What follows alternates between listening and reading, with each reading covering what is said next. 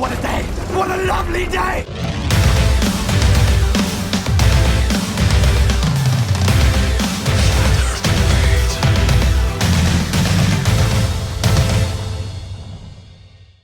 Welcome to Flat Earth Debate Uncut. I'm your host, Nathan Oakley, and if you're new to this channel, or you've not done so already, be sure to subscribe and hit the bell notification icon to keep up to date with all the Flat Earth Debate pre-show and after-show goodness. If you'd like to join the Flat Earth Debate community, then go to nathanoakley.com and join the Flat Earth Debate community forum to keep up to date with all the community Flat Earth Debate. If you'd like to support this channel, there is a super chat that runs alongside each of these shows while they premiere, and there's also a PayPal, Patreon and crypto link in the info box below the video. Now we're currently joined by Anthony, so I'll say a quick hello to him. How are you doing, Anthony? Sleeping Warrior. Shocking. How many times? Okay, my bad. I've got to give you the YouTube channel each time. I'll try and remember. I've never really dedicated it to memory each time. I'm more interested in not calling Krypton, calling crypto Krypton. I don't know anything about digital currency. Someone just told me to put that link and I was like, okay, fine. Well, I'm going to do a few plugs. Did you see my attack on conspiracy cats is nonsense last night? I did, yes. Very good and very detailed. Did you notice that he replaced the default position, which is entropy, with energy instead, and used the default position being that the gas would stay on the floor rather than evaporate into space because of entropy. But then because he didn't address that at all, didn't mention gravity, but then talked about energy a lot, he made it sound like the default position is actually that all this gas should be on the floor, and it obviously shouldn't. It's quite intelligent, actually. It's called distraction. So you don't look over there, look over here instead. And he's totally distracted people with the points that he made. But ultimately, I realized that the guy's not gaslighting me, but he's gaslighting his audience and deceiving them. He's telling them stuff that's just not true. It's bad. Well, when you say not true, the bit that you say is clever is actually a second law of thermodynamics violation, which I spotted and it completely triggered me. You know what I mean? The bit that I said was clever? What, you mean the energy bit? Yeah, he's saying that you can have gas in a space without it expanding into the space. Well, you're saying he's substituted entropy with the energy. Well, while that might be the case, he's still defying the second law of thermodynamics in his statements. Yeah. I agree, he is, and he doesn't think there's a problem with it because it's sound science. Well, it's sound science from the perspective of energy loss, but it's not sound science from the perspective of entropy itself. Everything goes from hot to cold, pressure to non-pressure. I can't understand how he doesn't see it. He either doesn't see it because he's brainwashed, or he does see it and chooses to ignore it and infiltrate and control the minds of his people that worship him. It's unbelievable. I agree. Did you see my piece on National Geographic? I saw most of it. Didn't watch it all. I knew where you were going. Pseudoscience is not real science. I think that's really the big change that we need to be going towards, identifying where pseudoscience is pseudoscience. And if we don't immediately get it bob on, who cares? At least we're asking critical questions. Because if we don't realize that pseudoscience is bullshit, then we're going to be fed bullshit. And that's exactly what we all got taught when we were kids. It's literally that simple. Right, if I do a few plugs? Plug away, plug. Okey-dokey. So, big shout out to all of the people who've joined me on Patreon. As it stands, I have replied to one or two of you. Oh, I've got a new Patreon. All 10 of you. Wow, the big 10. Thank you very much for supporting me. I haven't got in touch with everybody who has joined me on Patreon as yet. I am sorting out things with my webmaster, who is an absolute superstar. You know exactly who you are. Thank you very much, because he's been literally forwarding on messages from the email server to my general email address, and I have just today responded to a few of these people. But I will get that sorted in time. Hopefully I'll have time over this weekend to do things like that. But in the meantime, hopefully people are watching and hear me saying I am eternally grateful to all of you who have joined me on Patreon. So thank you very much for your support. It takes a massive, massive load off. So that's the first thing. So my kid's determined to clamber all over me. I'm really sorry if you can hear her squealing in the background. The other thing is the website.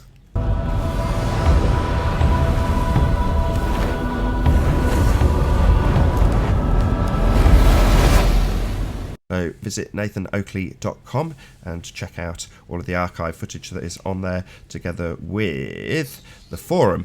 So the forum is alive with chitter chatter and lots of people discussing essentially the housekeeping questions, which is currently what is on the forum. So if you go, you can join and participate in some of the discussions that are taking place there. So go to nathanoakley.com, join the forum. Once again, a massive thank you to everybody who's joined me on Patreon. And yeah, that's pretty much all of my thanking and praising people who have joined me already. Please join me on Patreon if you'd like to support this channel. Same as in the intro, if you're watching this on Nathan Oakley or Nathan Oakley 1980, then feel free to smash the super chat. Okay, fine. I'll have the Barbie car on me for my intro.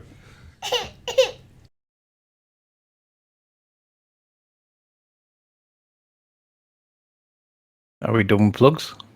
Done with plugs, yeah. Yay. It's looking like I am actually going to have a Barbie car probably on my head when I do the actual live intro. Yeah.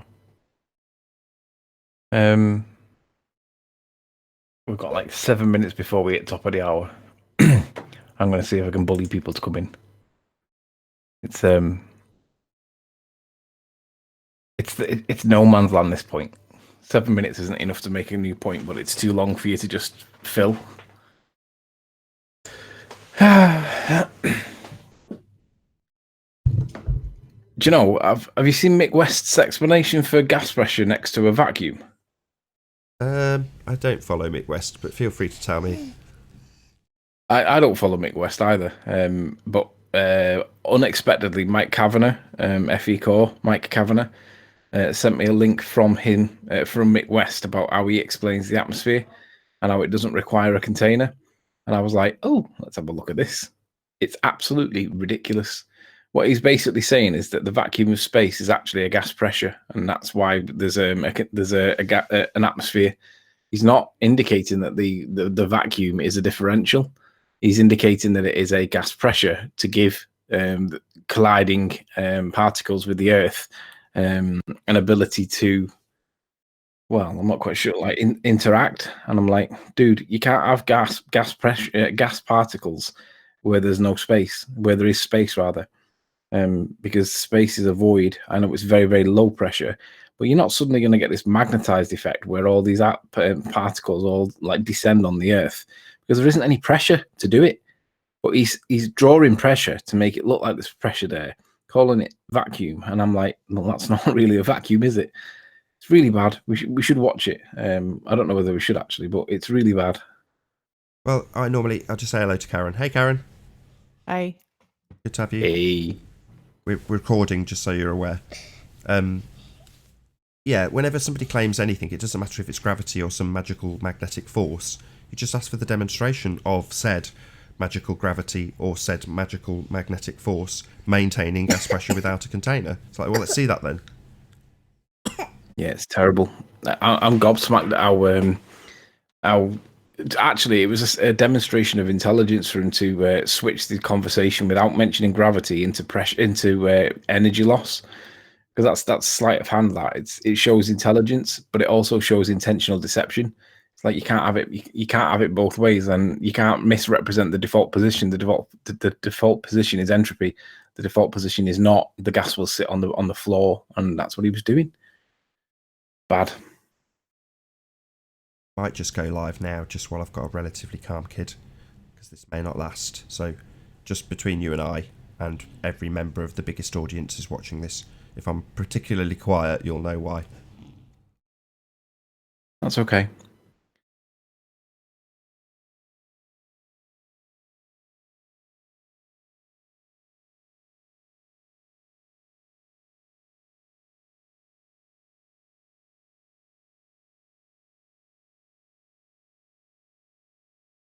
Oh, what a day! What a lovely day!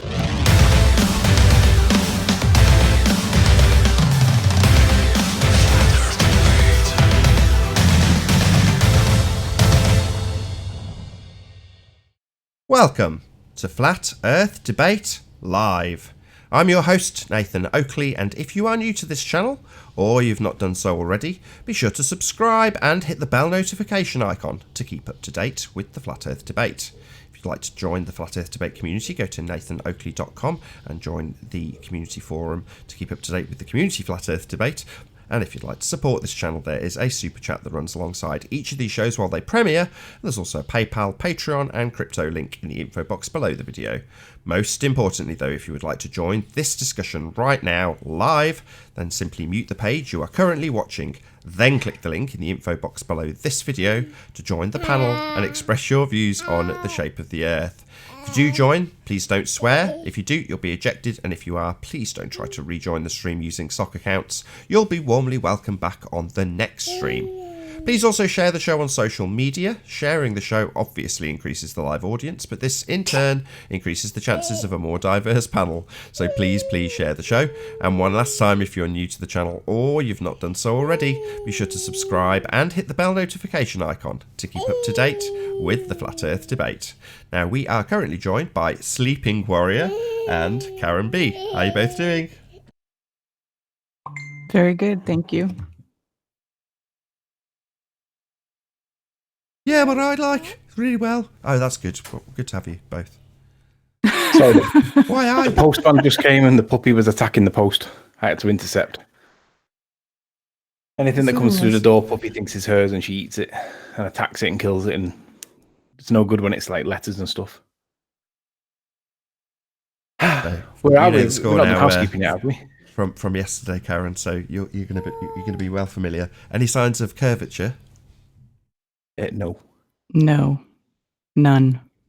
Nope. Signs of axial rotation of the Earth-based variety? Definitely no axis. Mm-mm. There's actually less signs of axial rotation than there are of curvature, if that's even possible. Well, yeah, because you need an axis to rotate on, right? We see things spinning in the skies. Oh, it must be an axis. Really? Did you both see Jeranism's video how Einstein made the Earth spin? Mm-hmm. Yes. I did. Very good video.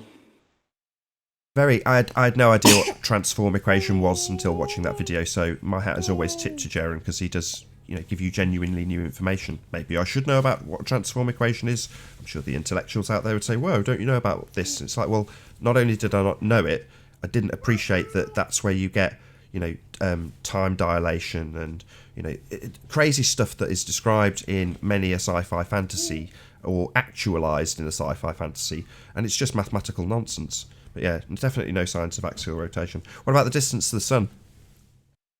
I don't think we can throw rocks at the sun, Nathan. I don't know how anybody knows whether it's real, physical, tangible, physical goodness or not. So I don't know how anybody can plot it. But assuming that it's like physical, the maths wasn't enough according to Aristophanes when he did his wells thing. Neil deGrasse says that he needed at least 3 wells. But even if you did 3 wells, there's too much with the distance to the sun to be able to conclude anything. No, there is no distance to the sun as far as I'm concerned because it's not a tangible object. I agree. Well, certainly Chris, hopefully he'll be on the panel a bit later. He normally joins maybe on the second show. Has asserted that he's not so sure and at least wants to have a little look at it. Now, I've done this myself. I can't remember who was around. I don't know if you were around back then, Karen, to do sun tracking. But I was. No, That's how I know the sun can't be triangulated. Well, I would agree, but having attempted it myself, using Google Hangouts and multiple mobile phones across the plane, I would completely agree. But there's still the assertion. I think somebody came on the other day with a flat earthy type assertion about it. Musicians for Truth, Jason, formerly Synthetic Dread, and he basically gave the flat earther explanation using assumptions of azimuthal equidistant projection layouts of the land.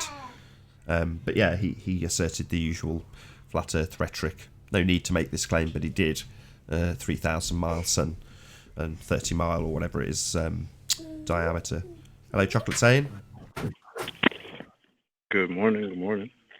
Chocolate. Good morning, Chocolate. The reason I bring that up, Happy just talking about Valentine's Day, Karen. the distance to the sun, Chocolate. I'm saying the reason I bring it up is because you get this, which is why I'm trying to drag you immediately into this conversation, that there's no need to make the claim. So, we don't need to assert how big or where the sun is or anything about it in order to demolish the current assertions of a 93 million mile sun. You can just smash it based on its non-validity.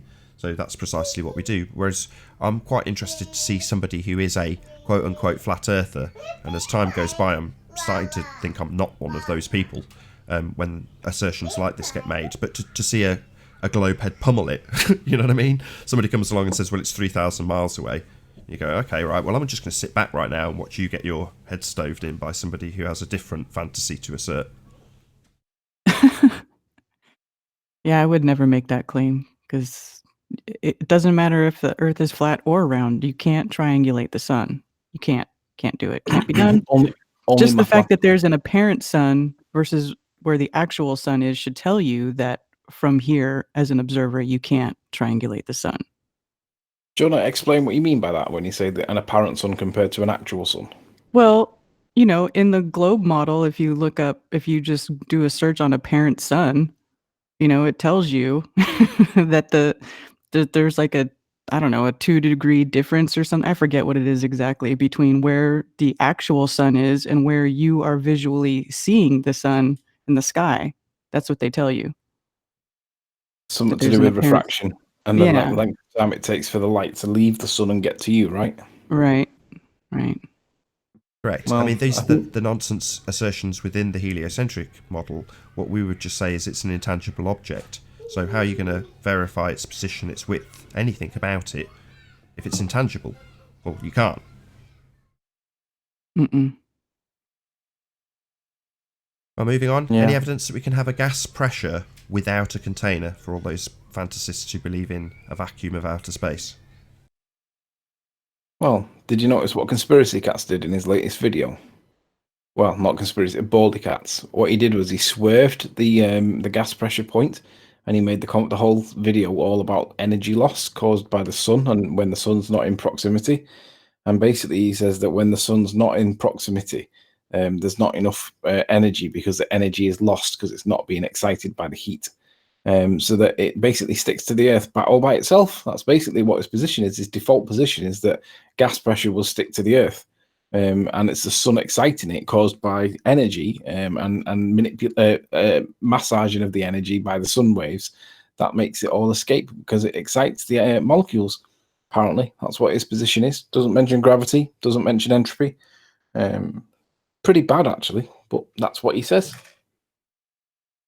Yeah, proving that you can have a gas pressure without a container by virtue of a verbal and pictorial description of a second law of the thermodynamics doesn't count. It just doesn't cut it. So that I wouldn't. Yeah, I'm glad you brought it up, but no, that is definitely not a demonstration of gas pressure being maintained without a container.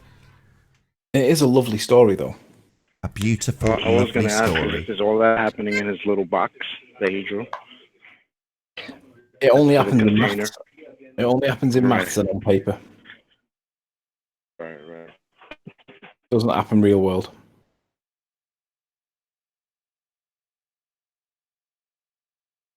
Turned you up a bit, Come on, Chocolate. Karen. We're cutting you off because we don't know when you finished because you're a bit quiet, but I've turned you up now. Hopefully the hangout won't talk over you anymore. I'm sorry. Sorry, who was that to? Chocolate? Yeah, just a bit quiet. I get Chocolate's into always the quiet. routine of who to turn up and who not to turn up, but I've turned him up now. I forgot. Anywho, any evidence of a self-perpetuating molten iron core at the centre of a presupposed spherical Earth? No. Nope. A little bit of seismology. Okay. The reliable thing it is. About the presupposition of an R value. Any evidence of that? Only on a pizza. There's no R value to a ball. No. What about scientific evidence of gravity? No. Do you know?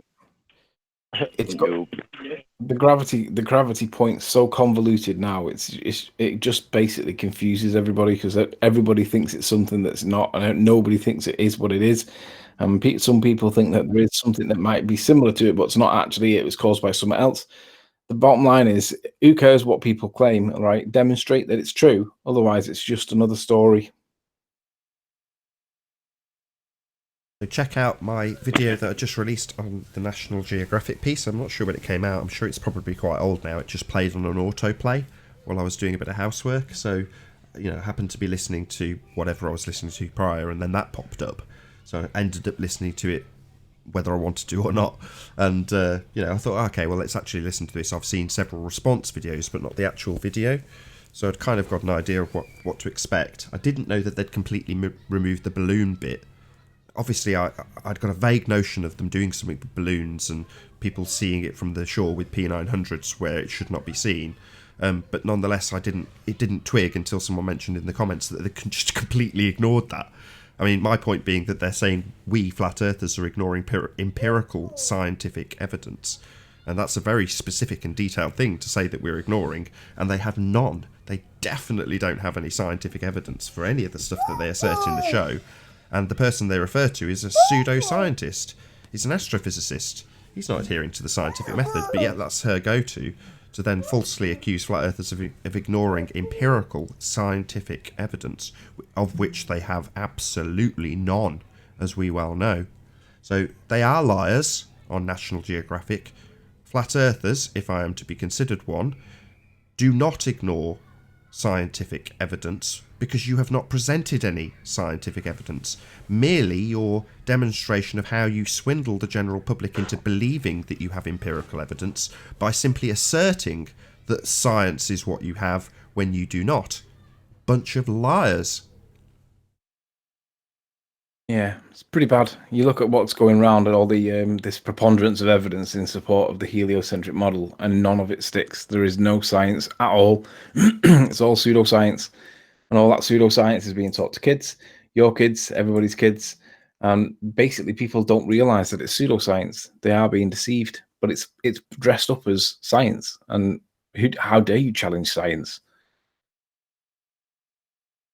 Yeah, I mean, this is going to be a journey that not only National Geographic get dragged through the bush on, but a lot of flat earthers also. I mean, over the last 6 months, maybe a bit longer, I've been tentatively and then a bit stronger towards recent days explaining this exact problem to people who assert they have science when they're on the flat earth side, because it's a double-edged sword and we're all guilty of it for the same reasons. We were all in the Western education system and told in a very short period of time that A, science is empirical and proves stuff.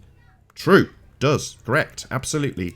You know, they explain the method and why it's empirical. And then immediately start to brainwash you with molten iron cores and pseudoscience in a science lesson. So you're left in this state of cognitive dissonance, quite literally, as a consequence of them basically double talking you, telling you that science is empirical, telling you that it's got a method and why and how it's empirical, and then immediately saying, and this is also science, this non-empirical observation and conclusion religion. You know, it's a bit of an outrage, and this is fundamentally the problem with the education system and a lot of flat earthers in the aftermath. So yeah, they might appreciate that they've been lied to and that the earth isn't actually a ball and obviously and observably flat, and they might appreciate that all aspects of perspective are ignored from the curve calculations that replace perspective with curve. They might appreciate all of that and yet go forth to try and explain this to somebody else and say it is scientifically proven that, and then give an observation that a flat earther has made of a lighthouse like this. So I could say, look, I've got scientific evidence of the earth being flat. No, I haven't. It's an observation. It's a concrete noun. It's not a phenomena, which is what they would claim when they try and explain how it's a slightly looming non-standard refraction hyena. But we who claim science incorrectly should also have our heads chopped off. In other words, we are as guilty as they if we start to claim science where it is not. Ultimately, it's just as easy for me to pull apart National Geographic based on its non-scientific validity as it is to pull apart a flat earther who does the same. But why have your head chopped off when you're just looking at something? Make it, it's, in my opinion, far stronger to say, I just see that lighthouse. And when they say, well, what's the reason? What's the cause? Well, because I've got eyeballs. Because I can open my eyes and look at it. There it is. No further explanation required. It doesn't need science for the observably bloody obvious. Whereas they claim they need science, they claim this is a phenomena, they claim it's looming, they claim it's all these nonsensical things that they just assert because they have a predetermined religious belief about Earth being a sphere. In essence, a model, a reification fallacy. We don't live on a model, the heliocentric model.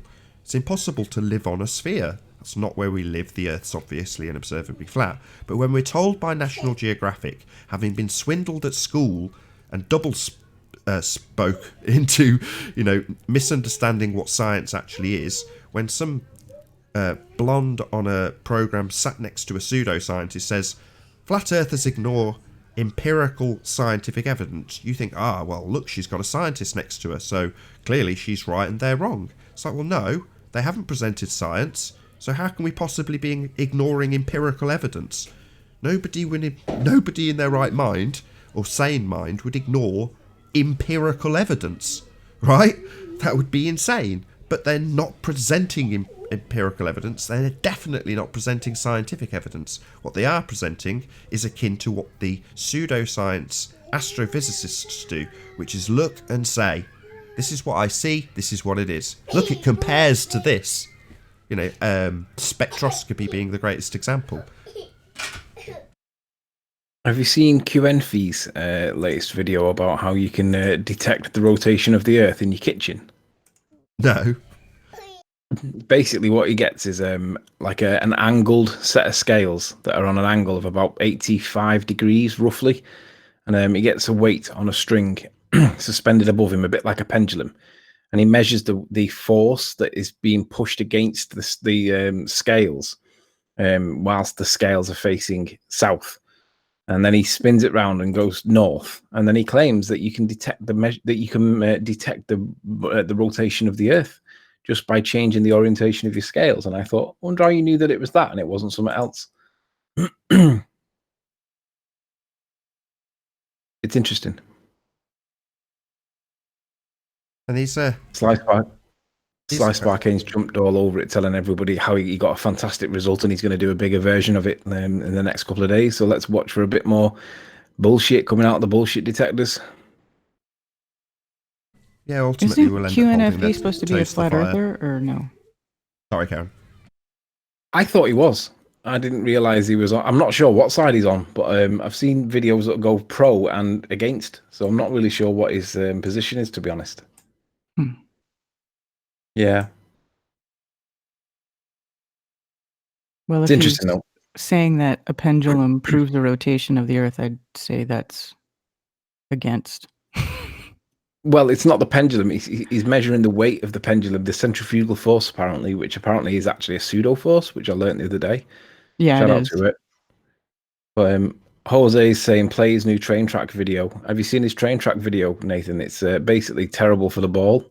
You know, this curvature that Jose thinks that he sees. He's watched a train disappear off into the distance over the train tracks. It's quite a long one. If we could speed it up, it would be easier. But it's not supporting sphere. It's supporting that things appear to go into that vanishing point and then just it all goes to shit. But that's supposed to be the curve. Maybe. I don't know. It'd be better if Jose joined and then he could talk us through it, to be honest, rather than just play it. Jose's a fairly regular guest. I'm sure he will. He gets a lot of crap off us because, and I'm sure, Chocolate, you'll back me on this, right? You don't stab your mates in the back. You stab him in the front. In other words, when he's doing this, it's literally heartbreaking because he considers us his mate. We consider him our mate. And he's stabbing us in the front, right? So it hurts that little bit more. A little bit, yeah. I gotta say that. It sucks, but I respect that he wants to feel how he feels. So just the extra bit that it comes with, kind of just things a little bit. To see somebody throw away critical thinking, that's how I see it. That's me. If you want to join and you haven't got a link, you just have to refresh. So you've obviously joined before it was published. Just refresh the page and that should bring the link up if you can't see it. It sometimes, when I start, it wipes the link for some reason. I've never figured out why that happens.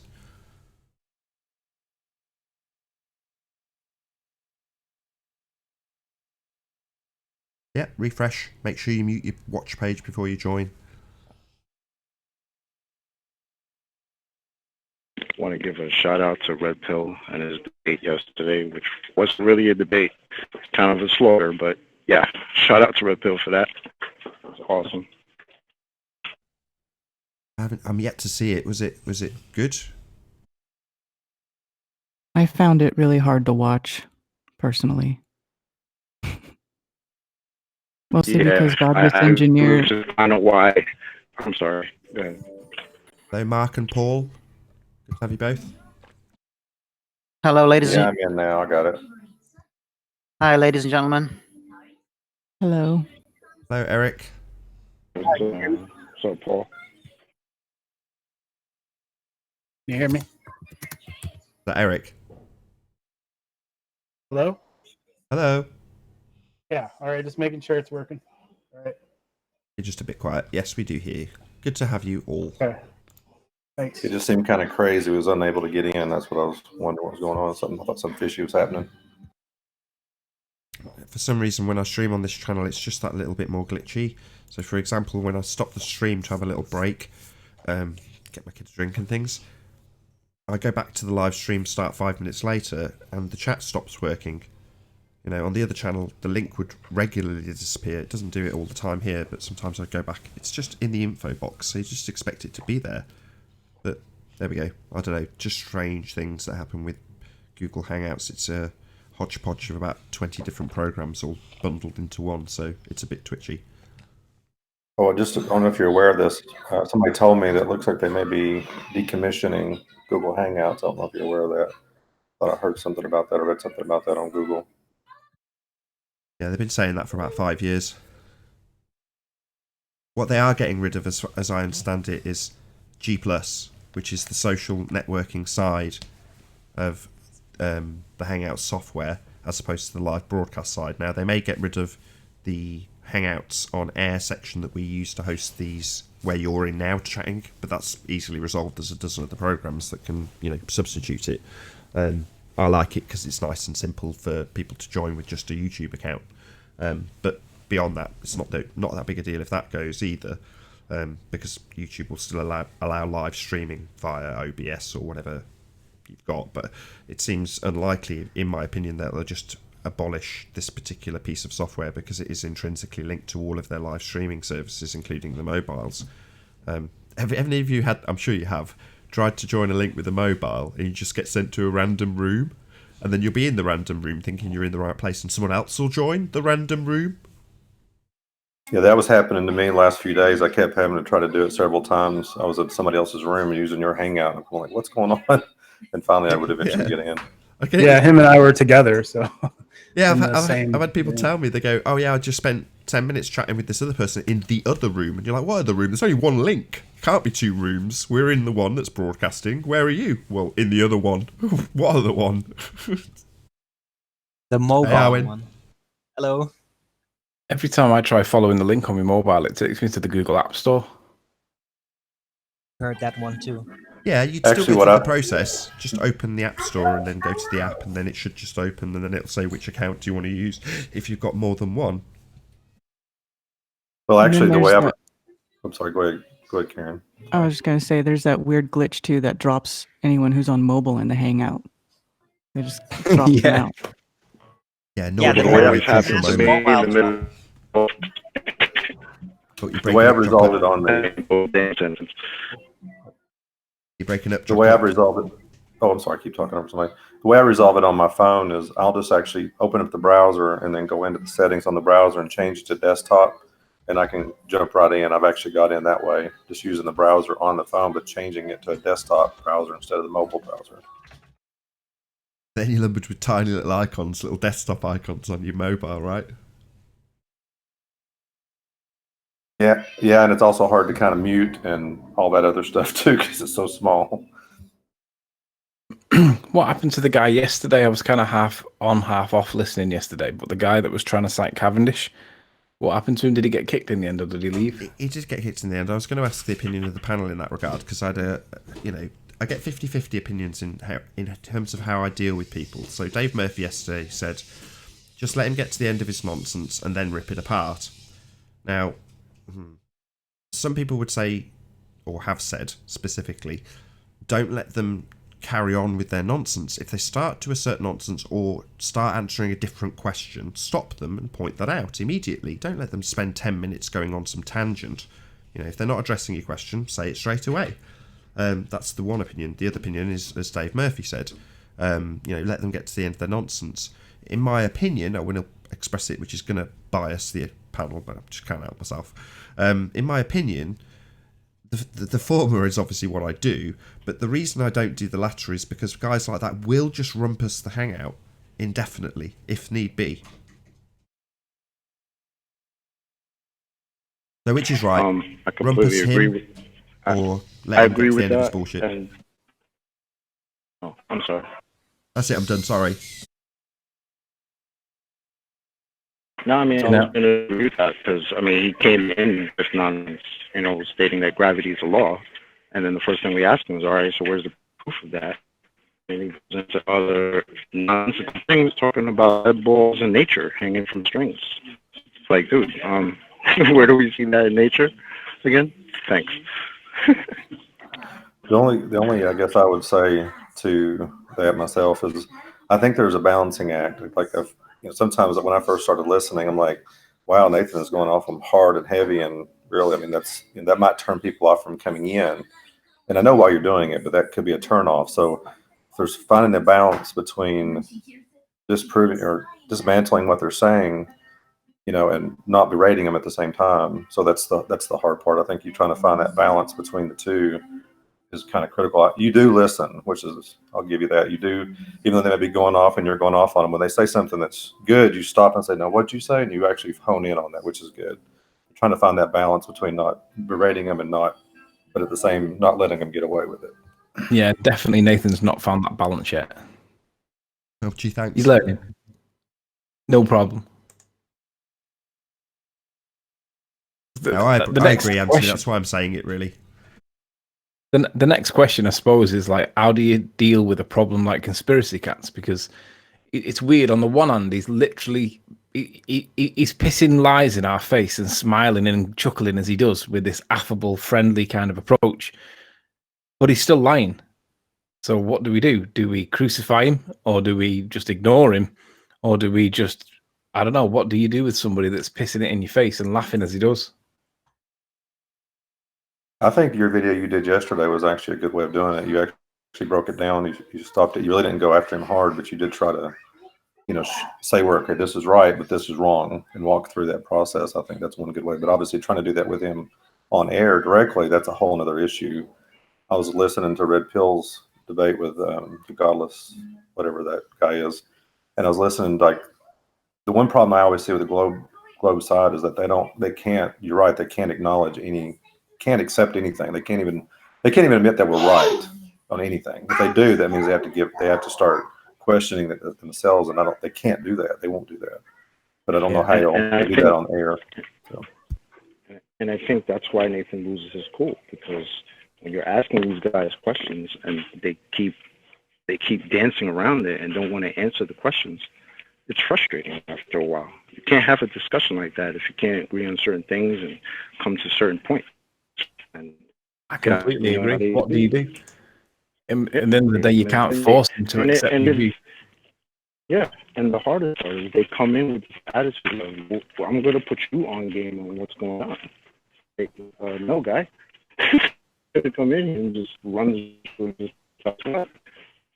There are plenty of other platforms you can go and do that, but we don't deal with that here, and that's just it.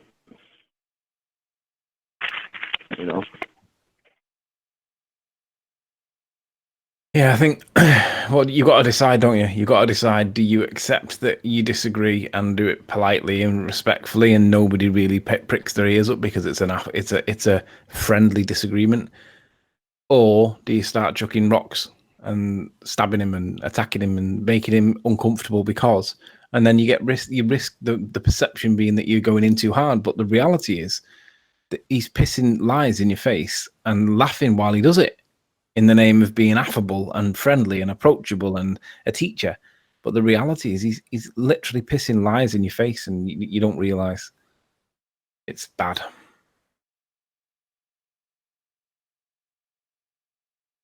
Yeah. Hey, Anthony, have you seen Nick lately?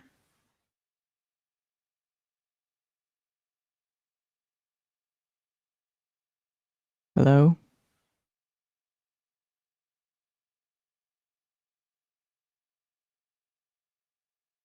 I think he must Riley. have taken it. I think he's probably taken a phone call. Do you mean the Nick that's currently in the Oh. chat asking if somebody mentioned stabbing?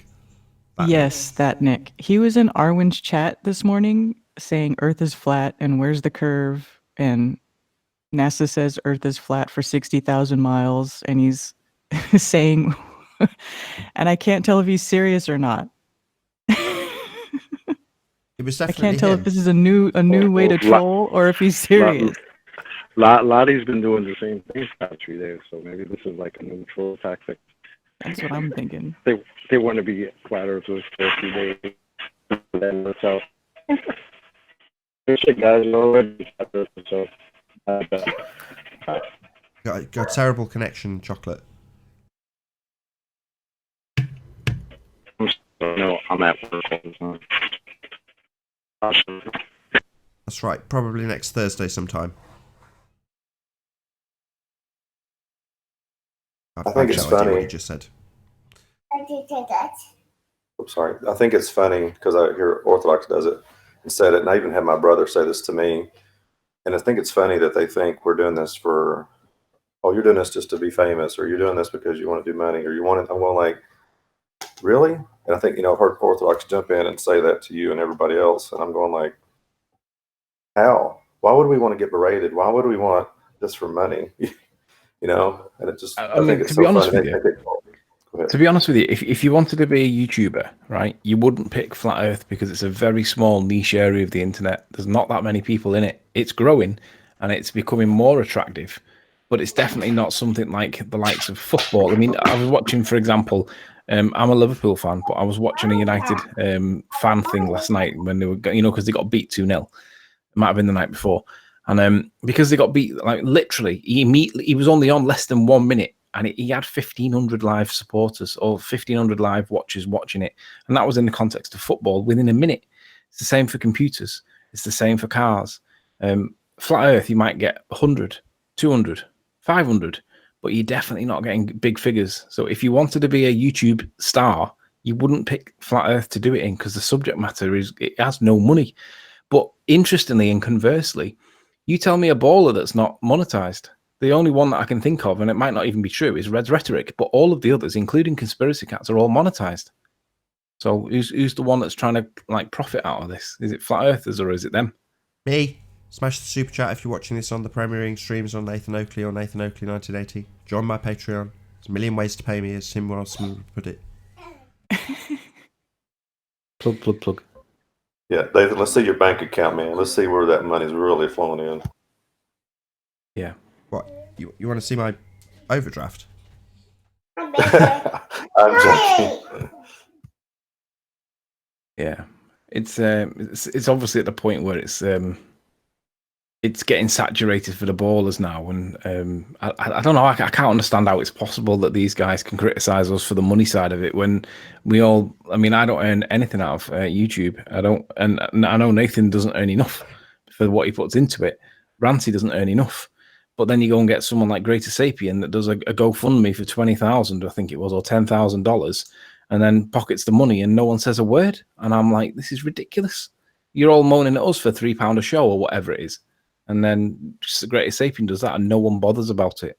It's like, everyone seems to have forgotten about it, don't they? I think that's the nature of things, that we have a short memory span. It lasts about a minute. Oh no, you speak on a live show and that'll come back and haunt you forever. Unless, of course, you're a baller. I'm being more facetious than anything. Oh. Shout out Multi Tom Tom. Happy Valentine's to all flat earthers, he says.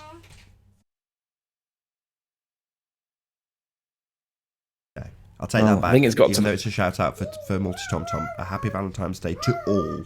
Just all. Everybody. One and all. All are welcome. I think it's got to the point where the ballers can't come on this show anymore, Nathan, because they know they're going to get berated and raped with R, the reification fallacy that it is. They can't come on anymore, and they have to sit there and pretend that they're all on protest, but they haven't got any evidence to support their nonsense, but they still push it. And back to what Karen was saying about Nick in the chat. He and I think Lottie have both got the same idea, which is if they say some of our rhetoric, in their mind, it's sarcasm. In other words, look how stupid it is when I say it. And often it's like when Lottie does it, especially, he hasn't quite got the nuance of how to do that. In other words, he's just speaking sense, but thinks it's sarcastic and condescending as a result when it's just sense. But there we go. I'm not familiar. You'll have to give me an example. I missed it. I was doing something. Well, if you just, there's something like there's no scientific evidence for the globe, and you're like, excellent point, Lottie. Yeah, I get it. So he's missing not the context. He's missing the presentation, and he's actually arguing our points for us. Precisely. I mean, Nick's better because he's using some Chris Monk quotes. I mean, if it were me, I would actually put quotes around it and say who said it and the year. But there we go. That's just me. So saying something like research diamagnetism and flat Earth, and I'm pretty certain that's a direct Chris Monk quote, is it not? I have no idea. Could be. Not heard his name for ages.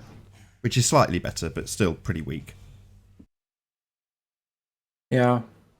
Well, if there's anybody out there that thinks they've got evidence supporting a sphere, do drop by and let us have a look. Because, I mean, how many shows are we on now, Nathan? Is it, 700 and something?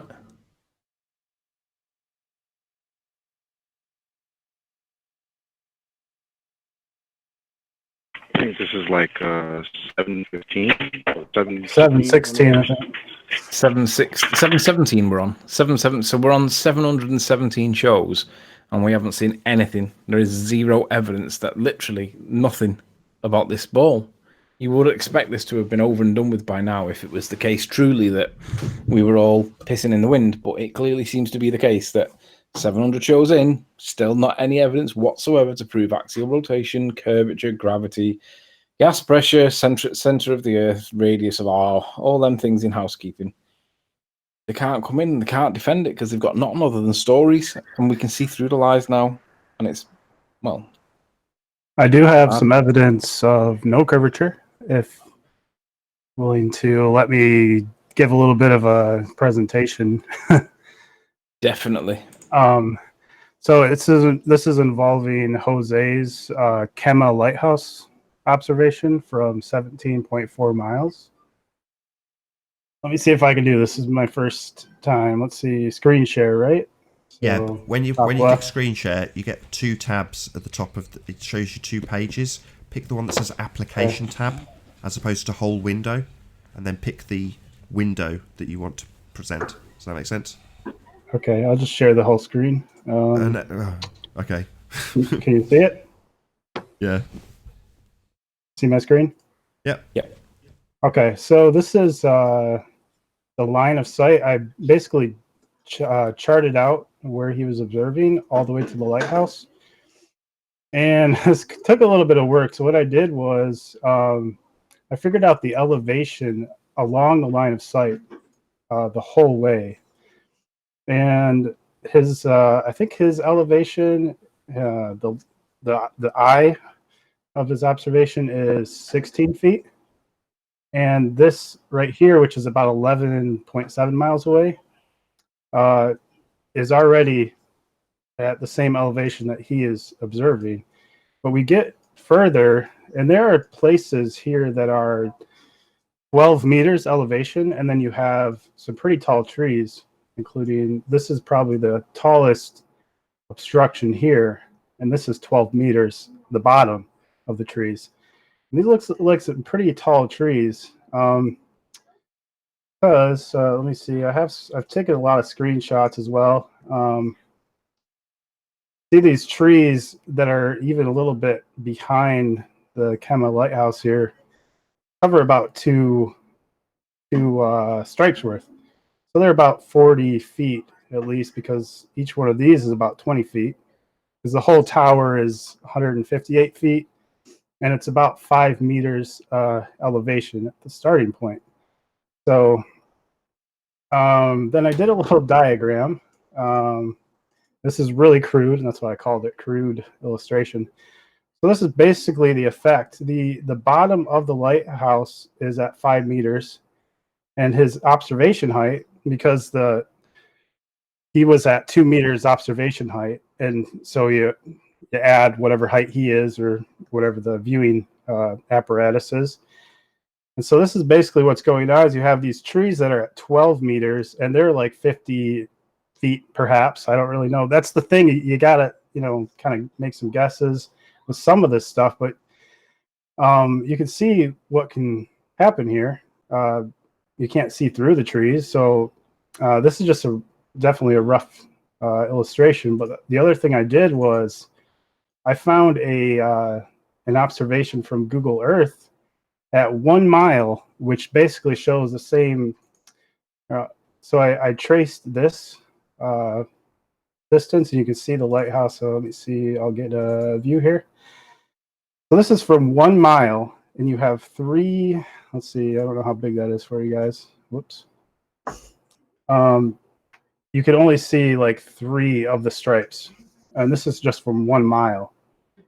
And so from there, I figured out the biggest obstruction is this building right here, which is about the typical telephone pole or whatever this is are 40 feet, and these are a little closer. So I imagine this is 40 or 50 feet high. Now let me see if I can explain this. So, all right. Also, this building is at 5 meters in elevation at the bottom. The observation right here is 5 meters, or actually, no, it's a little higher. Sorry, it's about 7 meters. And then the lighthouse is 5 meters. Their observation at this 1 mile mark is actually higher. So it actually makes sense that you see a little bit more of the lighthouse. And bear in mind, this is just 1 mile. So taking this as an example, this is my 17-mile kind of estimation. Obviously, it's not to scale really, but pretend this is 1 mile. So you have like a little bit higher observation, and then you have an obstruction, which is that days in, which is a little bit lower in elevation. So then let me see if I should do this in Paint, and then I can demonstrate this. Bear in mind that this is a comparison between 1 mile and 17 miles, or more than 17 miles. So you'll be having an observer height a little bit higher at 1 mile, obstruction a little lower because the elevation is lower, but the obstruction is about the height of the trees, the estimate. And this is what you're seeing, and that's exactly what you see at 1 mile. So how on earth is it possible that you're basically seeing logically the same thing if you assume you're on a plane? You're seeing basically the same thing at 1 mile as you are at 17 miles. Because the observer height's a little higher at that 1 mile observation I got from Google Earth. And the obstruction is lower elevation, so that's not going to be as obstructed. And it kind of matches, even though I'm not, it's not exact, but I did try to do kind of an approximation, but it works out. 1 mile looks pretty much what you would see at 17 miles. So it just doesn't add up. And it completely, to me, when I was doing this, I was kind of secretly hoping that I could find evidence of curvature, because my brothers and my dad just think I'm going crazy, and I'm just secretly hoping that I could find this. But then when I found this, I'm like, holy crap, I just pretty much proved to myself without a shadow of a doubt that there's no curvature. So if anybody has anything to say against that, just make that full screen. Sorry, just make that full screen just before you move off this page. This full screen? Yeah, just so it's a nice clear picture of what we're describing. Yeah, so it's all like, and I didn't even account for any like distortion or anything like that. This is all geometrical and viewing angles and obstruction. That's the only thing that pretty much I counted for, and it all explained it.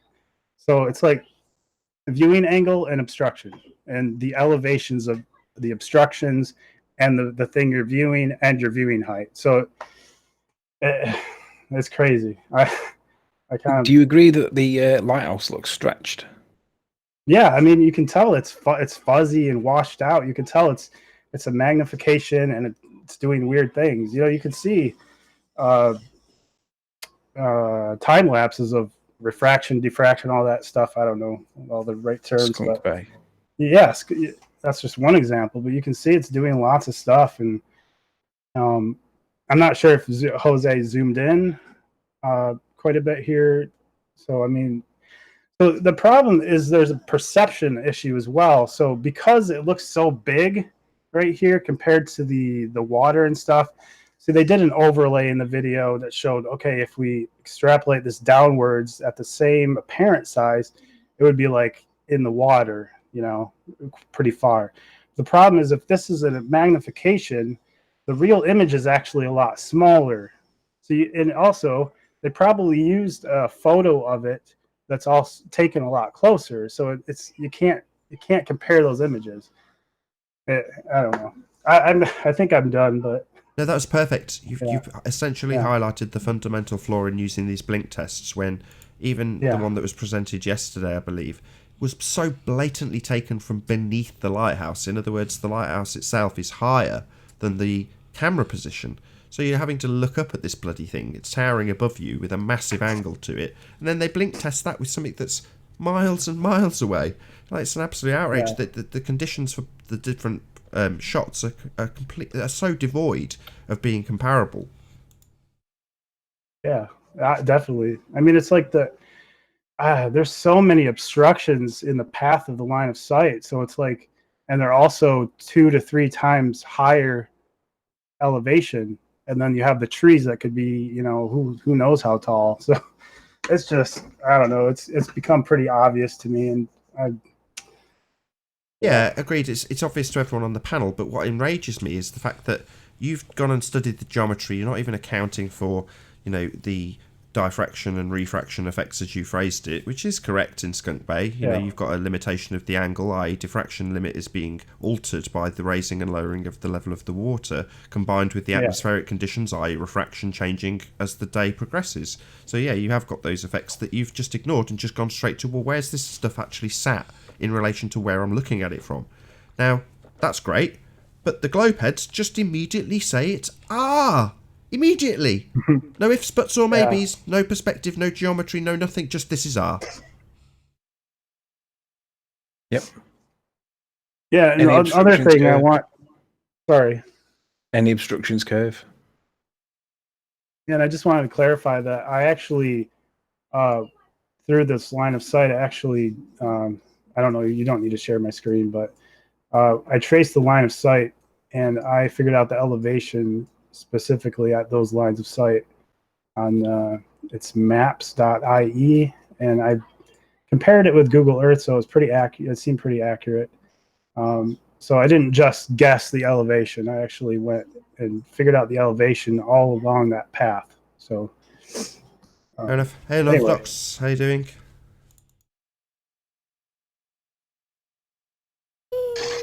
Hello.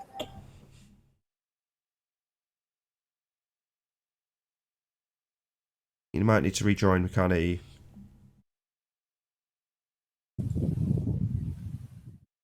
Yes, thank you very much for doing that, Eric. Excellent presentation. Yeah, you're welcome.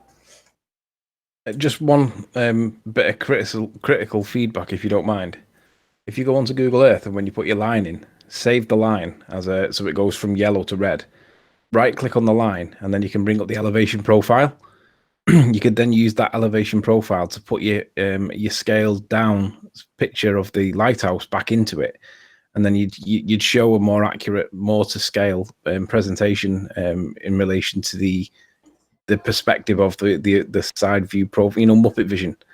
Yeah, Well, thanks. I've been using Google Earth for like a week, so I'm very new to it. But thanks for the feedback.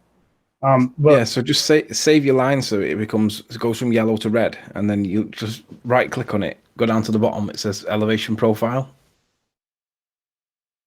You can do it there actually. Is that line saved? yeah, I think it's saved. Just right click on it. Right click on. No, on the line itself. Right click. Oh right, so you're doing it on the website, right? If you do it in the app, Okay. Well, I'll save these. I don't know if I can save this. I'm not sure if it works on the web web. version, but if you do it on the app version or the proper full version of that you install, Yeah, I'll figure it out. Just try right clicking in the background there now where that line is. That's not doing anything. Yeah, so I guess it has to be in the app version, but No, Yeah, you've well, got I think Google Pro, the tricky- Anthony. Yours is Alright. Google Pro. pardon?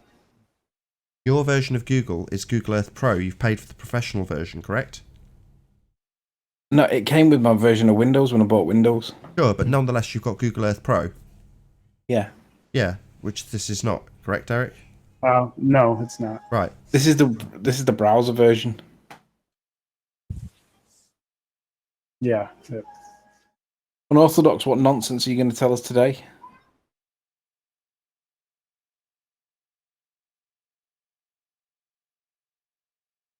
Well, nothing as long as his mic isn't working. Probably the best thing for him, to be honest. He's probably going to run less risk of making himself look like a dick. He's obviously trying to It's way speak. past that. Trying to speak.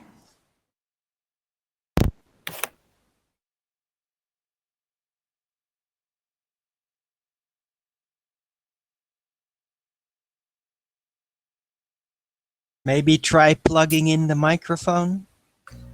Hello? Yo, Oh, what was the problem? yeah, I just came on because I find it just absolutely hilarious the mental gymnastics you guys are doing to deny the geometry of this situation. You have like 4 stripes missing? No, 5 stripes missing.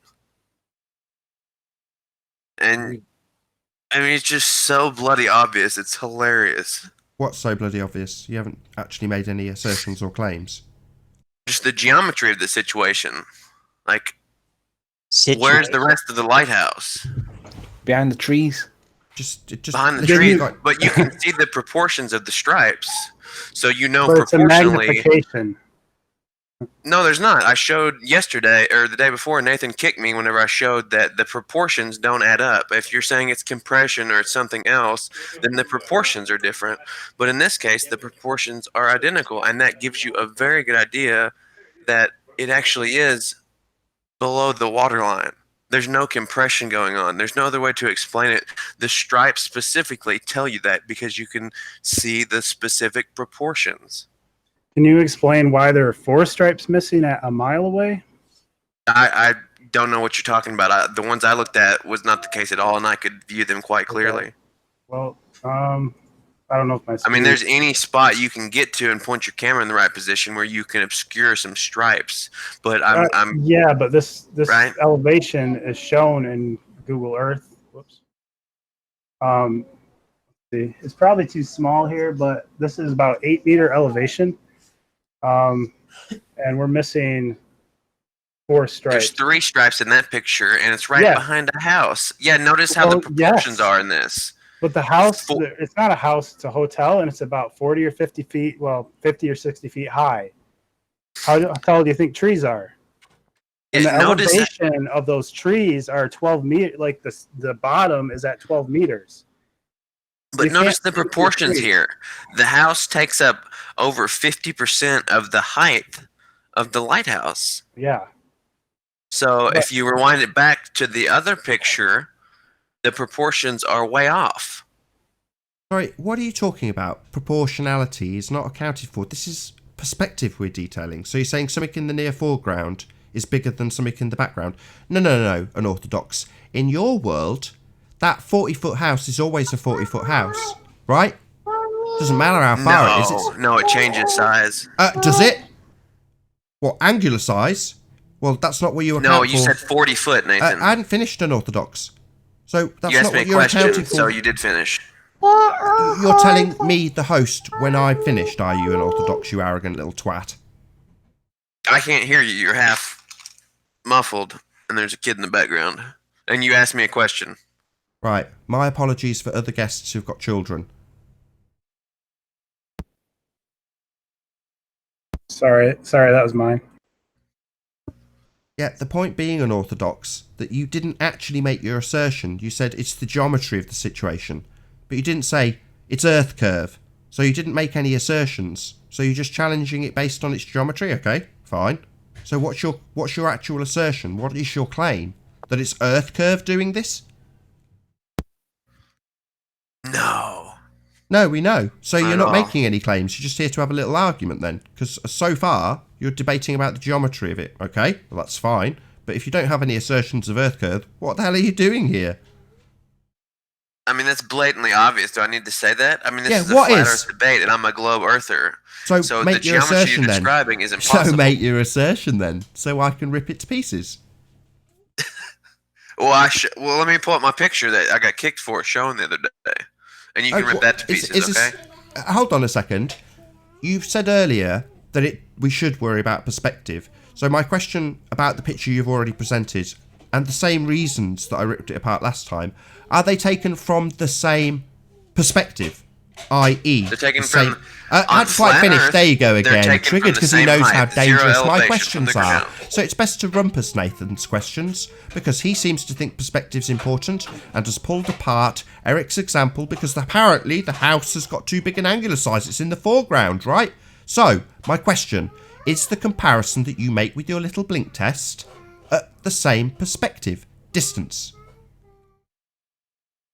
Are you talking about perspective or distance? You said two different things. Yeah, that's what causes things to have a different perspective. If you take them from a different vantage point, your perspective changes. So I'm asking you, are they taken from the same perspective or not? Your argument is invalid because you can notice the proportions. Yeah, you talked over the end of my question, stripes. so I'll just repeat So that's it. an I'll stick invalid you on mute argument. or kick you if I have to repeat the end of my question so it's concise That's an and heard invalid argument. and You can understood see the by you proportions, and my Nathan. audience. You will not Can you not rumpus see me the here. proportions? Yeah, don't rumpus my question. It will be heard and concise. Are the two pictures you're about to compare of these lighthouses that's actually one lighthouse from the same perspective or not? Yes. So you're going to show two that are both at 10 miles or two that are at a mile, correct? Yeah, we're going to make comparisons here of the exact same image. Hold on.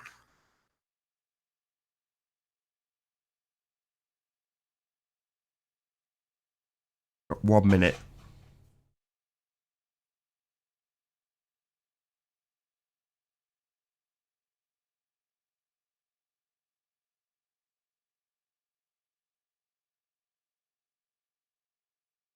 All right, I got it pulled up. Let me share my screen.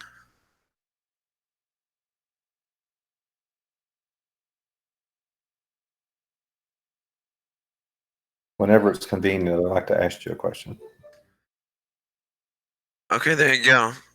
So you notice the proportions, how they're identical? Sorry. The picture has got two lighthouses taken from different distances, different perspectives. How are you going to make a comparison, Nathan? The point is that the proportions excuse are me. exactly So the same. you lied. That's what's important. Sorry, I asked you very The image specifically. has proportion. Sorry, I'm going Can I to kick finish you my out. thought here? I'm going to kick you out again for the same exact reason as last time. So you've Let lied. me finish my thought, Nathan. So Let you've me lied. finish my thought. I just presented this. I don't want to This listen is to a your debate. thoughts.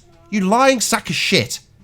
I asked you if these were taken from the same perspective. Then we established what gives you perspective, and you said yes, they are taken from the same perspective. Now you're saying, how am I supposed to compare?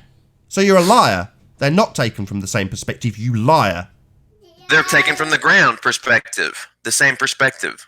The ground. We just went through what perspective was. The distance would change the perspective. And you're saying because they're both taken from the ground. So you're just misrepresenting what you've actually given us, even though I gave you very clear definitions of what defined the perspective. You're a liar. No, I'm not. It's taken from the same perspective, the ground perspective, Nathan. You just done it again. So, because you've circle jerked me for the second time on the exact same point, I'm going to kick you out. Bye-bye. Don't circle jerk me with the exact same point. I've just demolished it. So piss off. Don't come back. That was short and sweet. I was going to ask him about this image from Rob Skiba's video on. Unorthodox, come back! Just kidding. How you doing, guys? Hey, Jose. Can you hear me? Hello. Can say a quick hello, Jose. It'll get into the end of the show. Yeah, no, I'm here. Yeah. Hello.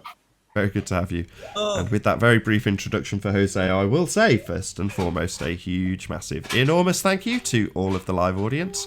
If you're watching this on either Nathan Oakley 1980 or the Nathan Oakley premiering streams, then stay tuned as the after show will follow.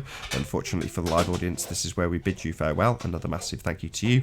And of course, a massive thank you to all of the debating panel for making this debate possible. Be sure to check out nathanoakley.com and join the community forum there. I've been Nathan Oakley, and I'll see you all in the next video. Oh, what a day! What a lovely day!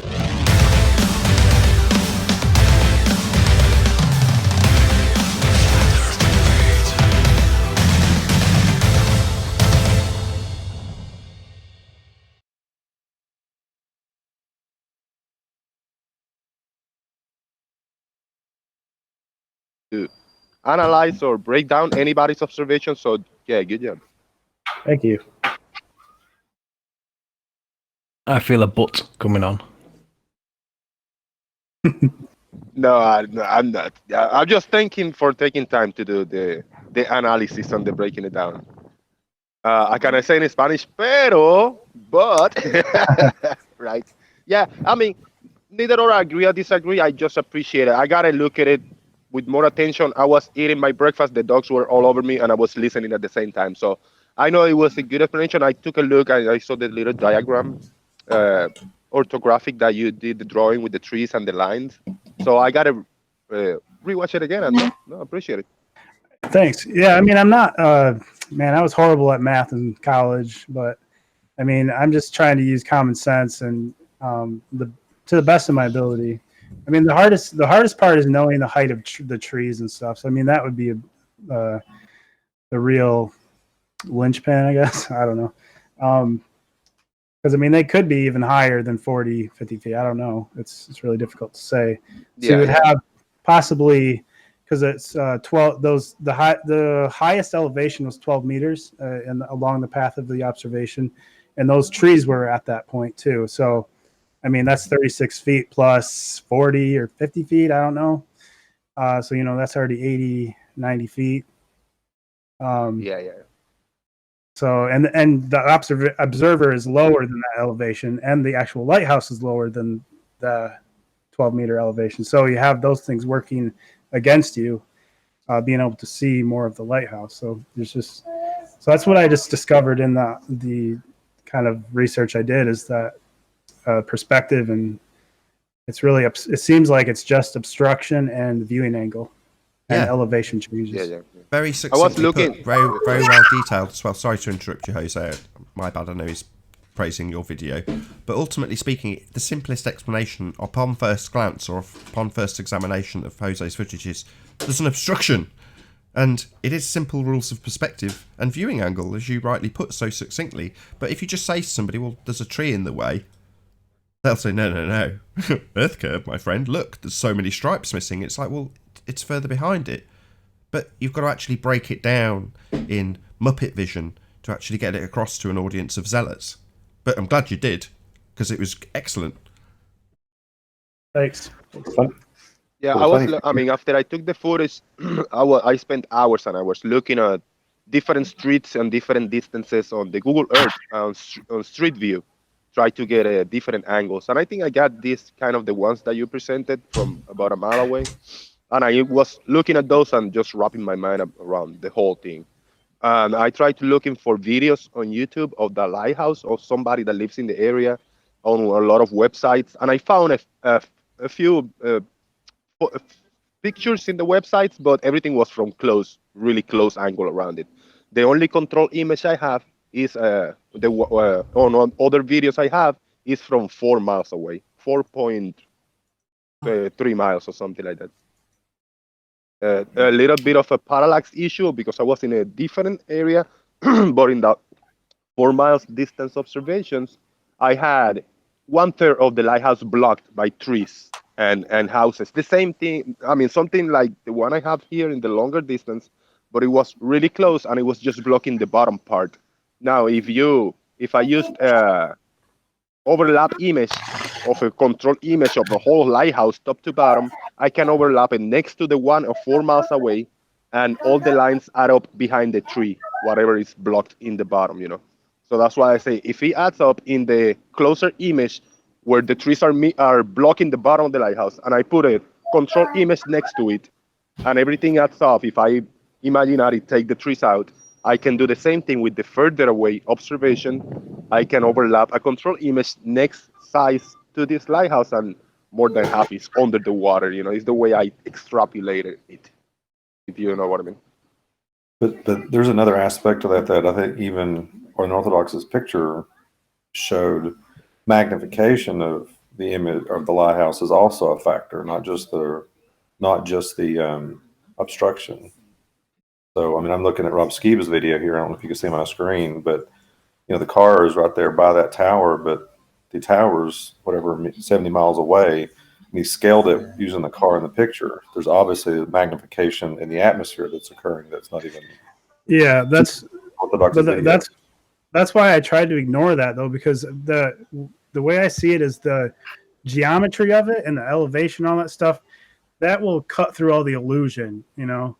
Because if you look at the image itself just as the image and try to extrapolate from the image, it's going to be hard to see it as what it actually is. Because if it is a magnification, it's like, well, that looks like it should be much, you know, it should be much lower.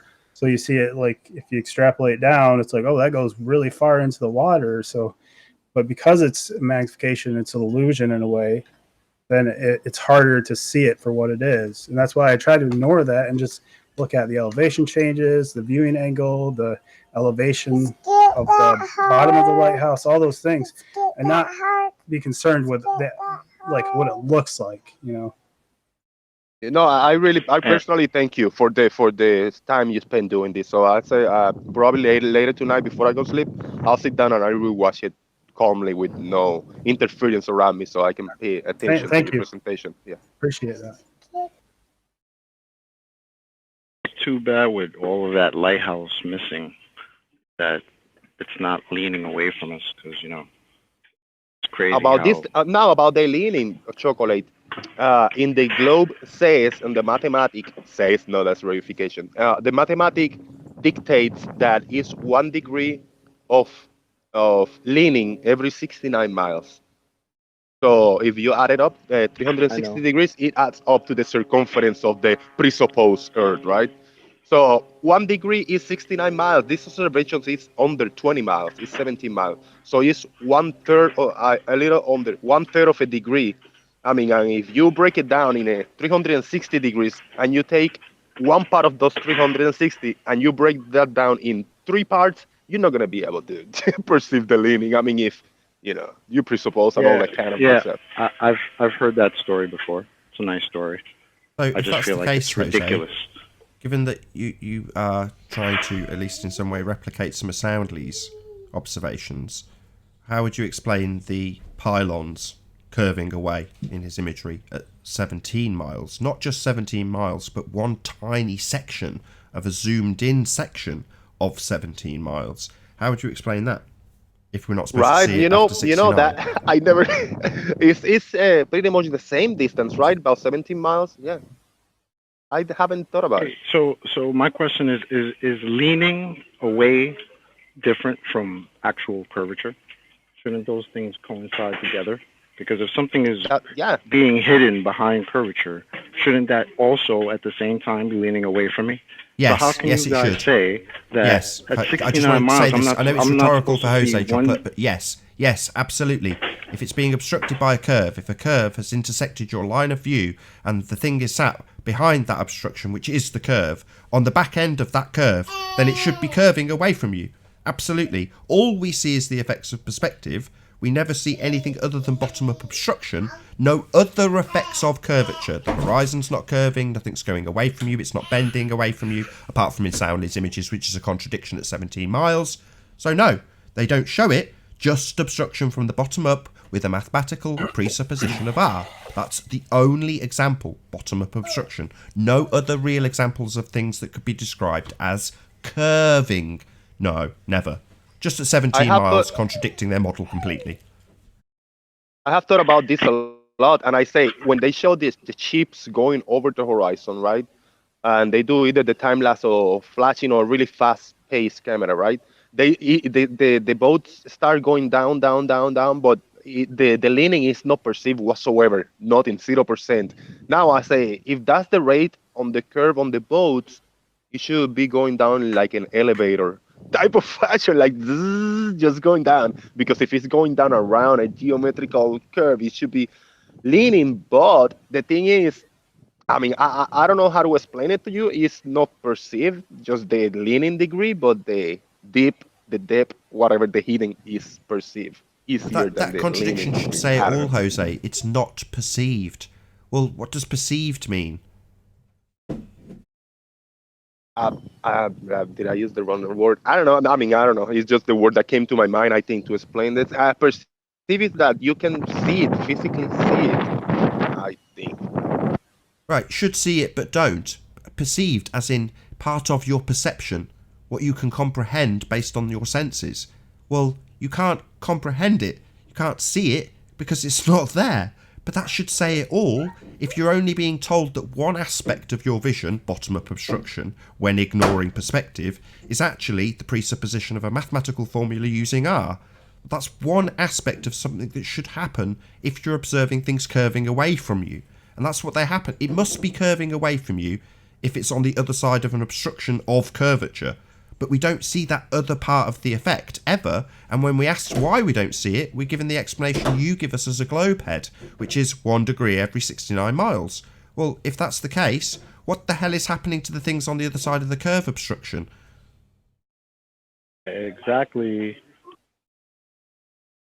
Right. Interesting, yeah. It's like that 69 degree until you see leaning nonsense is just an automated response. It's like things fall down, gravity.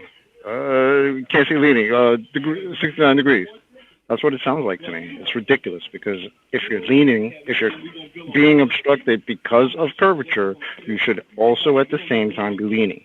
There's no way you're going to tell me I can see half a building from 10 miles away, but then I have to wait till I get 69 miles to see leaning? Get the fuck out of here. Sorry for the critique.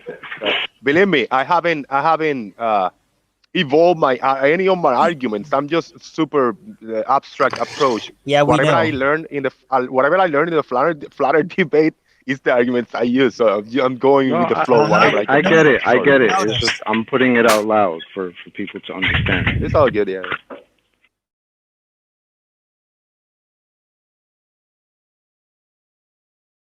Global arguments are like a song. Songs of a bird, they always sing the same song. Right. Right. So there's no real evolution happening, no real learning. It's just repeating the same song. Because that's how it works. In a quick different subject, I had a talk with Quantum Eraser yesterday on Betty's Discord. So anybody not subscribed, go to Betty's Discord. Science versus pseudoscience is good stuff. And it was Betty, Quantum Eraser, I think it was Chonji and somebody else over there. And me and that must have been just as I left. Sean G was there as I was leaving. Yeah, so Quantum Eraser and I we had a long talk and we buried the hatches, you know, the little beef that was behind. So yeah. It was good talk, you know. We had a good conversation going. Hold on, tell me the hatchet that was buried, because I know what it is. What did you say? What was that, Nathan? What was that? What did you say? What hatchet needed burying? Oh, me, I was coming in hot and being aggressive, so I was a little rumpusing all over the place, and I apologize for that.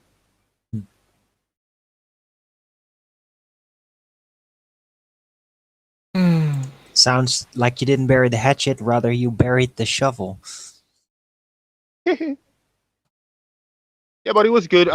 We were talking about if there's a room full of 100 average Joes that don't know anything about this subject, and we do a presentation, Quantum Universal in one side, me in another side. Quantum Universal bring his PowerPoint presentations and a big elaborate science, proofs and fallacies and all this stuff, and then I bring a little board with my pictures, my photographs, and the little overlap image, and I present to the people.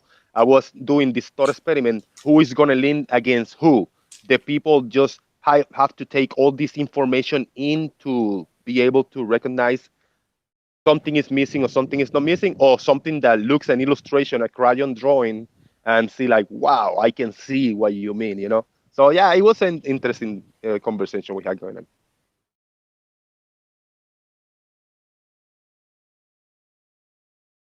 I think I won that one because more of the average Joes are going to go by what we see and refuse to learn all these elaborate arguments. Hey, are you still here, Anthony? I am. If I send you something on Skype, is there any chance you could present it? I'm going to hear something about Command and Conquer now. I can just feel it coming. Is the show on? The show's not live, no, but it is being recorded. Right. Did you see the train track? I think because I didn't have the tripod, and I went to Walmart with my wife, and I heard the train coming. I had to run, and I caught the train coming and going away. The interesting part is when the train was going away from me. Then I was start zooming in. I caught this little bendy track effect with the Pancho Train video I did a few months ago. And while the train track appeared to be bending down, the train was still going as perspective dictates. So the train track is not physically bending. The train was going away, like hovering in the air, and the train track was kind of bending down. It was shaky. It was a little hard to take in because I was free-handed, but I think it was really good. So I just straight it up, uploaded it. In a moment. It's weird. Have you got that? I'm trying to get it to share my Skype screen, but it's not seeing the Skype screen in the application window for some reason. Skype has done that now. If I try and share Skype, it'll only let me share the little poxy window that allows you to see that somebody's talking to you in the top right of your screen or whatever. That's the only one it'll let you share. Right, okay. Perfect. So, can you all see? You have to click on him locally, but if you can click on Anthony's screen. So what they've got in this image this is from National Geographic. Sorry, my kid's making a whole bunch of noise. I'm really sorry. Super real. They've got this guy. Ancient Fish Island photography. Sorry. They've got this guy leaning forward. He's leaning forward on his sphere, and they've tilted the whole sphere around to not have the guy on the top, so it's less obvious that he's basically leaning forward and the boat's tipping away from him. So they've got the boat in this frame upright, so you don't necessarily logically conclude that it should be tipping away from you by the way they've presented this image. So it doesn't straight away click, but obviously if I was to reorientate this picture with him on the top, you'd have a totally different impression. So I don't know if you can go to the next slide, Anthony. Try. This is such a bad look. Yeah, that one. Here we go. So in this one, obviously they've not reorientated the globe. Your guy's still leaning forward. His centre of gravity isn't going to the centre as it would be. He's leaning forward to look at this boat. But in this one, they've cut off the bottom of the boat, claiming it's the line of view obscured from Earth curve, but it's clearly tipping away from him. So again, if you were to reorientate this with him as they suggest, with him on the top of the sphere, yes, I get it's not to scale for any skeptics who just say, oh, it's not to scale. It doesn't matter. The effect is the demonstrated by the fact the boat would tip away from you. If it's going to be obscured by Earth curve, it's got to be on the other side of the curve, therefore tipping away. Thank you, Anthony. Yeah, this was, yeah, thank you. Whoever was the illustrator, whoever did these drawings or whatever, I mean, they did a horrible job, for real, trying to present a reality in quotes, you know? Yeah, they did bad. It's not. Nathan, are you starting the next show? Yeah, we'll do. I'll round out for the audience who've watched on Nathan Oakley and Nathan Oakley 1980. So I'll do exactly that now and say a huge, massive, enormous thank you to all of you who've joined us in Nathan Oakley 1980 or Nathan Oakley premiering streams. Be sure to like, comment, share and subscribe. Also check out nathanoakley.com and join the Flat Earth Debate Forum to keep up to date with the community Flat Earth Debate. Once again, I've been Nathan Oakley and I'll see you all in the next video. Oh, what a day! What a lovely day!